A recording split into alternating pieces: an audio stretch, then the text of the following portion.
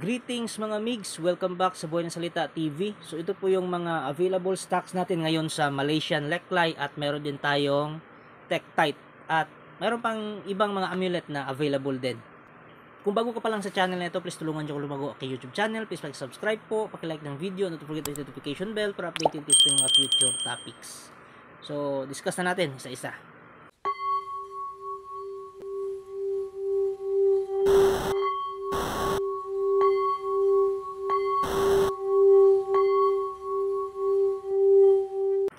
So, meron tayong red na sobrang ganda. Malaysian Leklay. Ang red po ay simbolo ng attraction sa opposite sex o nangaakit ng kapwa-tao. Next naman po ay multicolor. Meron siyang red. Ang red po ay for attraction. Black yung kanyang base, meaning spiritual protection. At meron siyang silver, which means money magnet po siya mga migs. Ito, black din ang base nito. So, meron itong spiritual protection. So, panangga sa mga kulam at mga sidekick attack. At ito rin ay yellow na may pagka-gold. So, maganda ito sa mga treasure hunters kasi nag-a-attract ito ng kayamanan. Kahit hindi ka treasure hunter, kung ikaw naman ay negosyante, so lalong-lalo na pag negosyo mo ay mga alahas, maganda ito na gawing leklay. O di kaya ikaw ay online seller kasi online seller naman, maraming produktong dinadala. So, treasure din yun, assets din yun. So, maganda itong gamitin. Black ang kanyang base. So, ibig sabihin, spiritual protection din siya. Kasi hindi natin maiwasan sa mga negosyo, mayroon talagang mga inggitero at inggitera.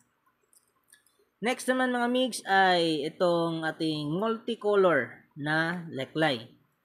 So, meron siyang silver for attraction at meron din siyang purple na kaunti. Ang purple po ay nag-enhance po yan ng third eye chakra. So, much better na sabayan nyo rin ng meditation sa third eye chakra nyo. At black ang kanyang base, meaning spiritual protection. So, multicolor po siya. May pagka-gold pa nga, kung nare-reflect ng ilaw. At reflective din siya mga migs. Pag ang leklay po ay reflective, ibig sabihin yan, meron niyang natural na ability na sumbalik. So, binabalik nito yung mga sidekick attack at saka spiritual attack ng mga kalaban. Kahit na nga mga usog o mga tunglo, mga inggit, mga negative energy na nang dahil sa inggit. So, nire-reflect niya pabalik sa taong may gawa nun. So, ito lang yata isa ang may sumbalik kasi yung iba hindi siya reflective. So, ito lang yung reflective. So, meron tayong isa ngayon. At ito, rainbow. Yan. Klaro siya sa personal. Pero dito sa camera ng cellphone ko, medyo pangit kasi itong camera ng cellphone ko Yan. Dito sa may ilaw. Yan po. Maganda po pag rainbow niya. Pag rainbow kasi, so marami siyang energy na ina-attract. So, gaya ng pangakit sa tao, pangnegosyo, pangakit ng kayamanan, abundance. So, maganda siya. Tapos, meron din siyang silver dito sa bandang taas, So, pag silver kasi, ibig sabihin yan ay money magnet. So, maganda talaga siya pang negosyo at saka protection na rin. At ito, ang pinakamaganda sa lahat ng ating rainbow. Meron ding orange. Ang orange kasi, meaning ng orange is stability. Ibig sabihin yan, kung ano meron ka ngayon, so hindi na yan matitibag. Kung meron kang kayamanan ngayon, so kahit anong gawin ng mga kalaban mo, hindi nila makukuha yun. Yan yung maganda sa orange. At saka yung orange din is very rare. Yan ang gamit ko. Pero hindi ko lang papakita kasi bawal. So, meron siyang green for abundance, for business. Merong gold. So, for treasure. Merong purple. So, pangkalahatan na rin to Kasi merong purple. Pag purple kasi, ano yan? Third eye chakra. Tsaka meron siyang silver for money magnet. At saka yung base niya ay black din. So, ibig sabihin, spiritual protection. So, maganda yung lineup natin ngayon ng mga Malaysian Leklay. At saka mga migs, meron tayong tatlong Tektite. Yan. Tested na yan. Legit to. Tumatagos yung ilaw. Pakita ko sa inyo. Ito yung sample niya mga migs. Agnimanitite po ito na Tektite. Ayan o. Kitang-kita nyo na tumatagos yung ilaw.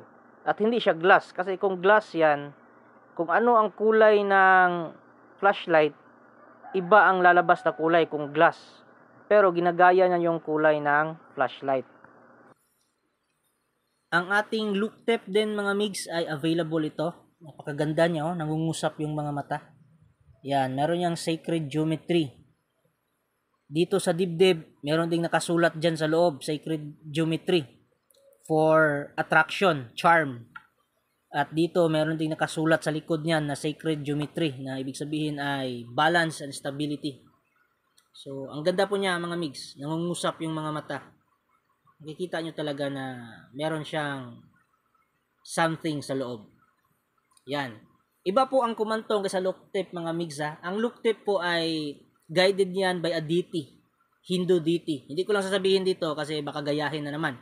So, sa mga kumuha sa akin ng look tape, alam na nila kung sino na deity yun.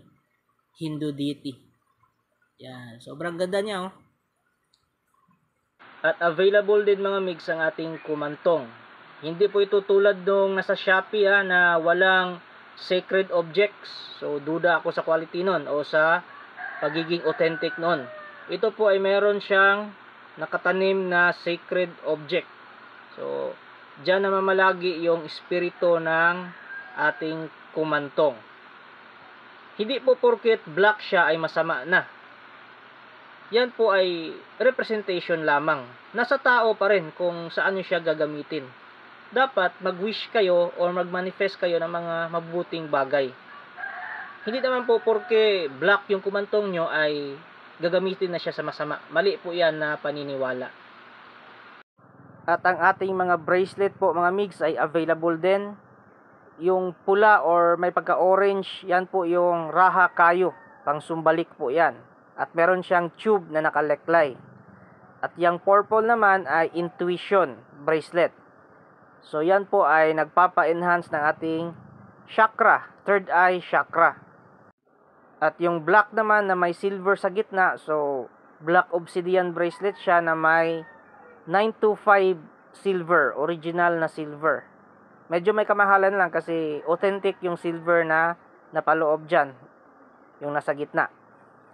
So, ang black obsidian po ay protection po yan kasi kaya niyang gawing positive yung negative energy. So, pag binato kayo ng negative energy ng mga kaaway nyo, so, magiging pondo nyo yon. Kasi, ika-convert niya yung negative energy into positive para magamit nyo. So, ayun mga migs, kung meron kayong nagustuhan, message nyo lang ako sa aking FB page na Buhay na Salita TV. Ilalagay ko yung link ng aking FB sa comment section at saka sa description ng video ito. So, yun lang po. Kita-kits until next topic.